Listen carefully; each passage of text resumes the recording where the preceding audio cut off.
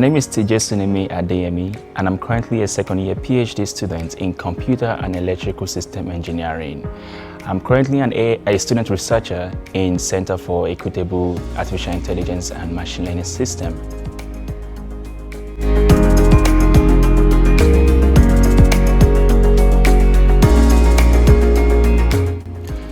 So I was very passionate about engineering. For example, in computer science, I had my bachelor's degree in mathematics, and I was always inspired by creating, technologies that can help people in the healthcare, especially in the medical field. And I make sure that these devices being created, are very they're equitable and also inclusive for everyone, irrespective of their skin tone, such as to reduce bias.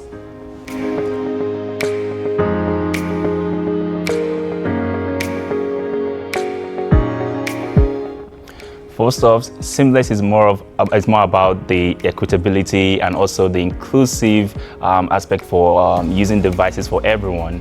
And one of the things that motivated me to be a researcher in CEAMLS is me knowing more about biases. Project or creating a system is not more about accuracy; it's more about reliability, being inclusive for everyone to use.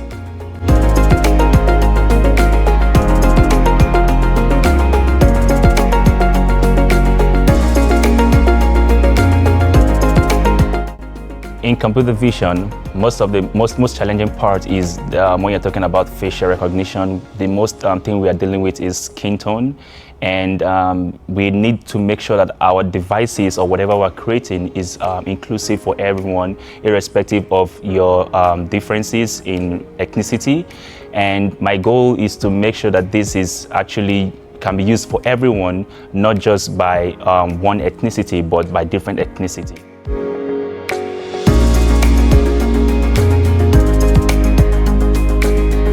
Before, I always think of creating an engineering project or a system is more about accuracy, having an high accuracy is all about everything. But after joining CEAMLS, I discovered that there's something about bias. The bias can be in terms of probably imbalanced data set or difference in skin tone. And you can have high skin tone in one ethnicity, but for the other ethnicity, you might have a lower accuracy. So my goal is to make sure that this is actually inclusive for everyone, irrespective of their skin tone.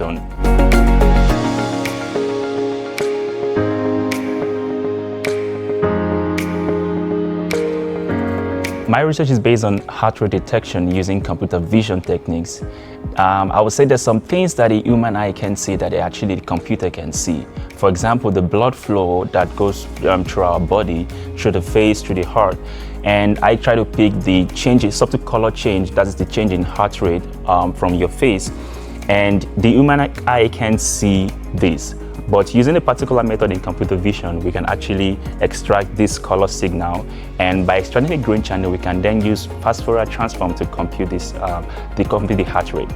And based on inclusivity, many research have failed by doing skin tone on one ethnicity, and which lead to higher accuracy. But our goal is to make sure that this is actually inclusive for everyone, more reliable, and more affordable for everyone.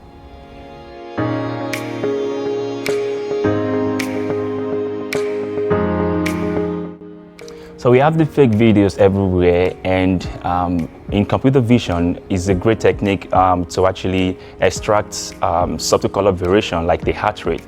So I'm kind of combining the heart rate technique and also the machine learning model technique, which is the convolutional neural network, together to extract temporal changes in the face.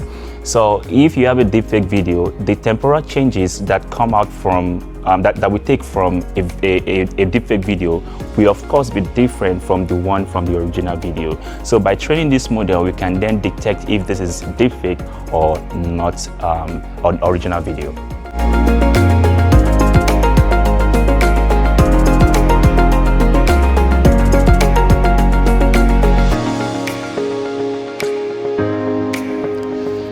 Computer vision is a very great tool for doing a lot of things in the medical field. Let's talk about fMRI and earth monitoring and photoplethysmography. And I've seen this and I've learned this over the year that without computer vision, I don't think we'll be able to do most of the things we are doing right now. So that's what actually attracted my interest and deeper knowledge in computer vision. And I chose earth monitoring because I'm more interested in the healthcare field because I'm also worried about human lives and to save human lives. And in health monitoring, my goal is to actually help to make things affordable for people and to have early detection, probably like cardiovascular disease, and in terms of people knowing that they have heart attack early before they actually go to the hospital. And in terms of the digital, in the digital domain, we'll talk about telemedicine. For example, when a doctor wants to diagnose a patient, probably on a Zoom call or on the internet, they'll be able to identify if this person is actually real or not real.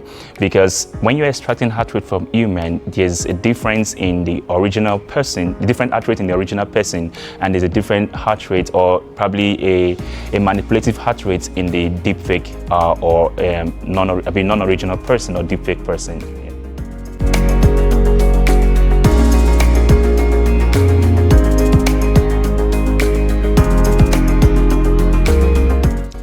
My goal to make this system equitable is for people to have access, not access to these devices, not just only on one ethnicity.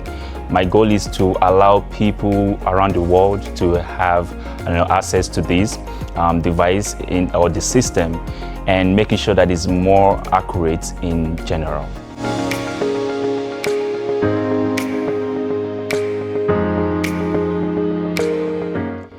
I would like to work in the healthcare field and making advanced technologies to make sure that people have access to healthcare, not just people who has the money, but people who are unable to afford the healthcare, and making sure they have equipment and devices that can help them to detect critical diseases or early signs of any heart attack.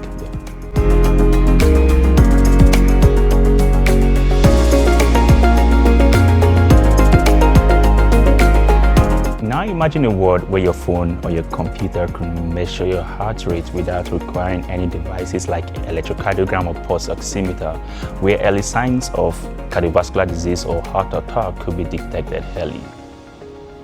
That's a world we imagine in the future, and I hope we get it someday.